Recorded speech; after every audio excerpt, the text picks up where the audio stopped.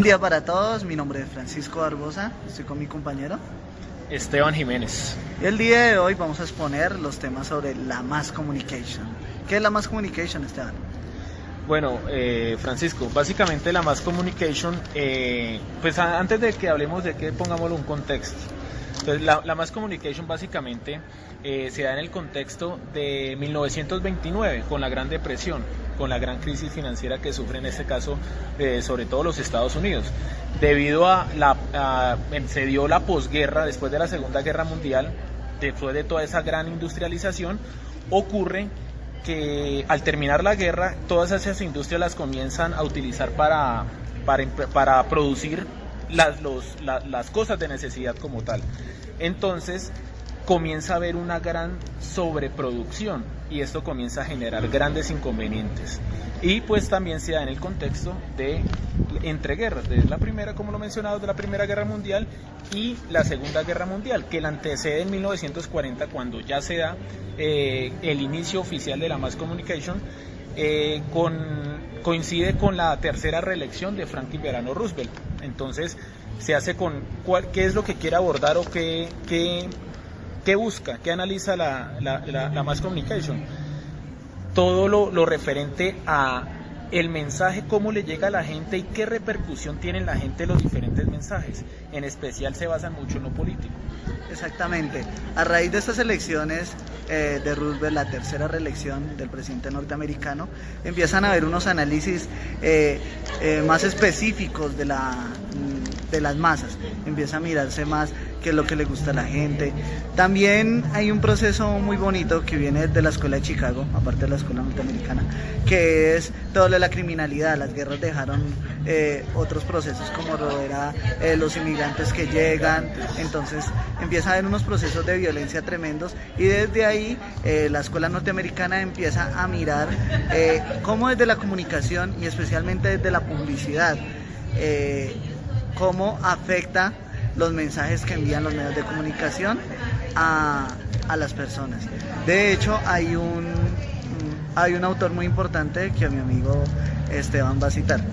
Ok, como lo mencionábamos, pues lo que busca la Mass Communication es evidenciar los efectos sociales, culturales y psicológicos de la propaganda y los mensajes que se daban por los diferentes medios de comunicación. En ese momento el más fuerte, quizás el que más masas abarcaba, era la radio.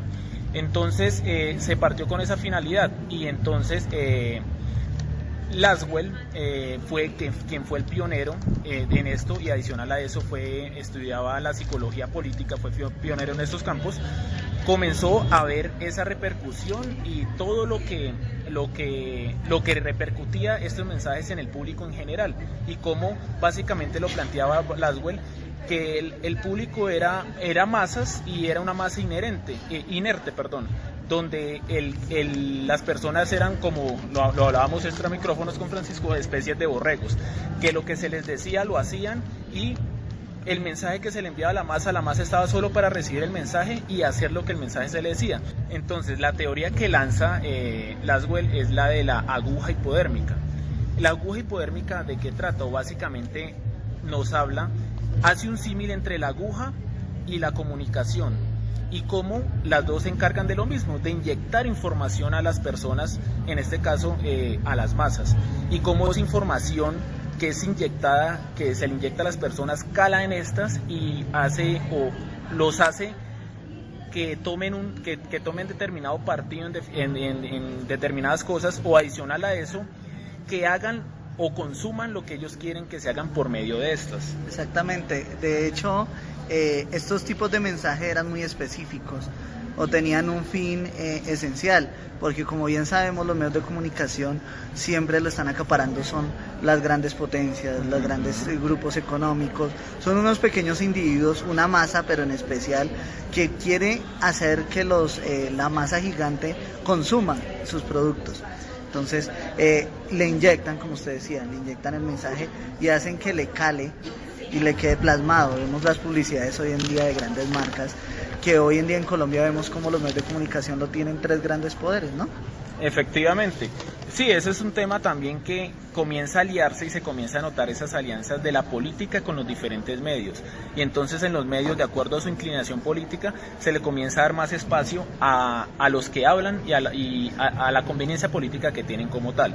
Entonces, básicamente de eso trata esta teoría, de investigar, de demostrarnos cómo el mensaje que se le envía, porque es un mensaje casi que codificado y que tiene un grado de intención, comienza a calar en las diferentes personas y eso como tal, como nos veían como masas, o en la teoría de Laswell se ve como masas, entonces cómo esa masa recibe dicho mensaje, recibe dicha teoría y cala en él, que influye en algo, influye a algo específico, algo que se busca. Sobre todo él se enfocó mucho en el tema de la política, el tema de cómo se veían las elecciones, de cómo era importante los mensajes que se transmitían durante las elecciones, y el mensaje cómo hacía que la masa se inclinara por una de las dos partes en las elecciones. Normalmente ocurría con la que tenía una mayoría, porque la gente también buscaba un tema de llevarlo a la mayoría. Una aceptación. Exacto, tener una aceptación. Por eso a veces sí, quizás podía tener una opinión diferente, pero tomaba la decisión de irse con la opinión donde calaba, donde había una mayoría importante. Caso contrario a Laswell, llega un autor muy importante que se llama Paul Karl Lassalle. Qué pena la pronunciación, profe. Que él es el padrino de las teorías de usos y gratificaciones, donde a comparación de lo que dice Laswell, que ve a la masa como un individuo inherente, que lo ve como un individuo, como una unidad, no lo ve como una unidad, lo ve como un grupo grande, lo ve más como una cantidad, Lassalle lo ve como más como una cualidad. Entonces, en unos puntos muy importantes, el individuo es el que elige. En este caso, Esteban me hallará la razón, ya no es el mensaje que le inyectan a la masa, un mensaje para todos, sino ya se está buscando es algo más hacia el individuo. No todas las personas son igualmente. Básicamente, lo que nos habla de esa teoría de usos y gratificaciones es, primero, parte de la base de la investigación que ya existía de Laswell, pero si lo vemos y lo ponemos en contexto, era prácticamente todo lo contrario a lo que decía esta primera teoría. O sea, ya no se le ve al individuo como una masa, como un conglomerado de personas que todas eran borregos y de acuerdo a una información que se les daba hacían o se iban por esta. Ya se individualiza a la persona, entonces se tiene en cuenta que la persona tiene diferentes gustos, tiene diferentes cosas en qué pensar, diferentes cosas que le generan gratificación, que le generan placer, interés, y entonces esos estudios llevan a individualizar a las personas, al tener claro de que hay que buscar satisfacer diferentes necesidades, que las personas piensan por sí mismas y pueden escoger qué información reciben, cómo la reciben y si esa información les interesa o no y si cala en ellos o no cala. Uno de los ejemplos muy claros que se ven hoy en día, porque estas teorías, a pesar de que tienen 70, 80 años... Esta última es más reciente, pero todas las podemos traer al momento, a la actualidad. Exactamente, YouTube.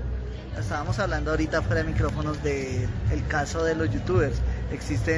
YouTube es una aplicación de internet que después se volvió muy masiva, donde se suben videos, pero YouTube creó algo que se llamaba los YouTube Partners, que era gente que crea contenidos y YouTube les paga por una publicidad que se ve según las reproducciones o vistos que tenga.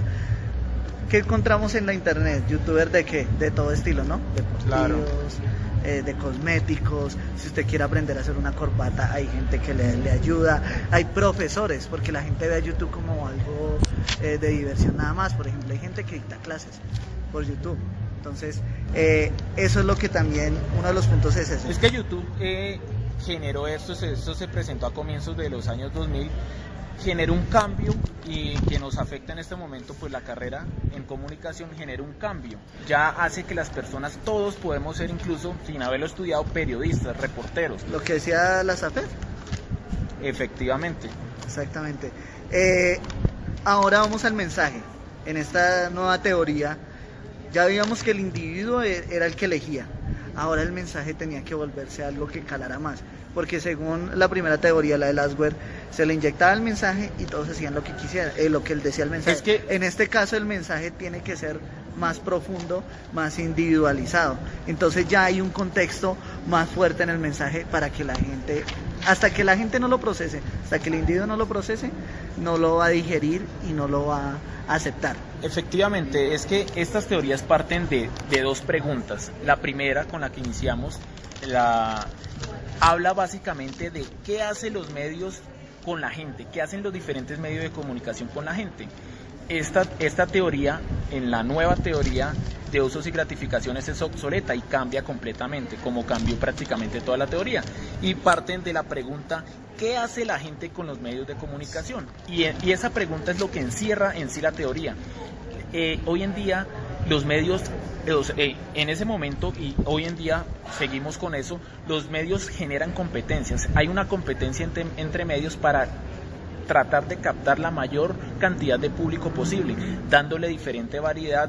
Lo vemos las diferentes cadenas. Hay cadenas que empezaron como noticiosas, qué sé yo, Fox, pero entonces Fox ya tiene Fox News, Fox, o sea, tiene programación para niños, series. Fox Sports, series. Entonces quieren ir abarcando la mayor cantidad de mercado posible porque se entiende así cómo somos individuos, valga la redundancia, individuales, que tenemos diferentes gustos, tenemos diferentes atracciones y que se busca eso. Lo vemos, lo hablábamos también en nuestros micrófonos, lo vemos en nuestras familias. Usted va a cualquier hogar donde hayan varios televisores y va a encontrar que en la casa, en el cuarto del niño está viendo muñequitos, caricaturas. Se va a la casa de uno de los hijos mayores y lo va a encontrar viendo series, películas. Se va a la casa, ve que ve el papá está viendo series deportivas, ve que está viendo la mamá, está viendo deportes, cultura. Entonces lo vivimos en la familia y eso obviamente, si lo vemos en la familia, que es un núcleo pequeño, eso se transforma o se emite en el resto de la sociedad. Sí, en conclusión, esta última teoría lo que hizo fue generar una caracterización de los mensajes. Sea el mensaje, porque también la publicidad tiene una gran importancia aquí. Claro, no es lo mismo la persona que consume gaseosa al que consume cerveza. Y si usted se da cuenta, usted en las publicidades de cerveza está la chica bonita vendiendo, en este caso, por ejemplo, últimamente se da Sofía Vergara vendiendo cerveza en los comerciales, porque ya mandan un mensaje ya más caracterizado. La gente que le gusta tomar, la gente que le gusta, la ama de casa, usted lo de los limpiones, lo de los productos es de que aseo. vemos cómo se entremezclan ambas, y en la actualidad se entremezclan ambas teorías de la mass communication. Lo vemos con las gaseosas, la Coca-Cola, por decirlo así. O sea, sí, todos nos encanta la Coca-Cola y eso, pero algo, y en lo que incluso hoy invierten las empresas mucho más. ¿Quién no habla de las propagandas de Coca-Cola? No, en diciembre es el boom. Es el 80% de las ganancias se lo invierte a publicidad, que es lo que atrae más masas, el famoso sonido de destapar la Coca-Cola, entonces todo eso lo vemos. Por ejemplo, la competencia directa de Coca-Cola, que es Pepsi, ¿qué hace? Ellos entonces se van con las estrellas, o sea, en su publicidad coloca estrellas. Ahorita, por ejemplo, tiene al deportista más importante del mundo, a Lionel Messi, como su estandarte publicitario. Entonces nos muestra a Messi y nos hacen ver eso, gente importante, figuras, cantantes, artistas, vendiéndonos, metiéndonos por los ojos básicamente un concepto, en este caso una bebida, algo que quiere que nosotros, la masa, consumamos. En conclusión, las teorías de la mass communication, aunque parezcan obsoletas, hoy en día todavía se siguen haciendo. Podemos seguir debatiendo horas y horas y horas, pero el tiempo ya se nos acabó. Muchas gracias a los que nos están viendo, a la profesora, a la gente de estudios de la comunicación. Hasta una próxima oportunidad. Muchas gracias. Bueno, nos despedimos, les agradecemos su atención, les recordamos el tema que abordamos fue la mass communication, efectos, usos y gratificaciones. Muchas gracias por su atención.